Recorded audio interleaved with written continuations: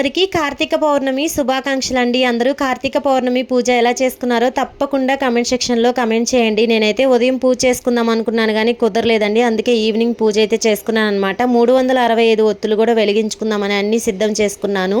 Last year అయితే నేనే వెలిగించానండి, కానీ ఈ మధ్య చాగంటి గారి ప్రవచనాల్లో విన్నానమాట.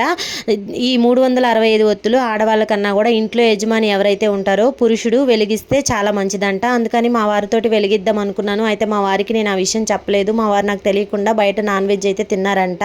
అంటే ఈ కార్తీక మాసంలో నేనైతే నాన్ వెజ్ తిననండి. ఇంకా పిల్లలు మా వారి విషయంలో అయితే అది వాళ్ళ ఇష్టానికి వదిలేస్తున్నాను అనమాట. పూజ కూడా నేను కంపల్సరీ చేసుకుంటాను, వాళ్ళు చేసుకున్నా చేసుకోకపోయినా. మా వారు అయితే డైలీ చేయరు. ఈ 365 ఒత్తులు వెలిగించడం వల్ల డైలీ చేసిన పుణ్యమైనా వస్తుందేమో అనుకుని నేనైతే అనుకున్నాను, కానీ నేను అనుకున్నది అక్కడ జరగలేదు. మిగతా రోజుల్లో ఎప్పుడైనా వెలిగించుకోవాలి.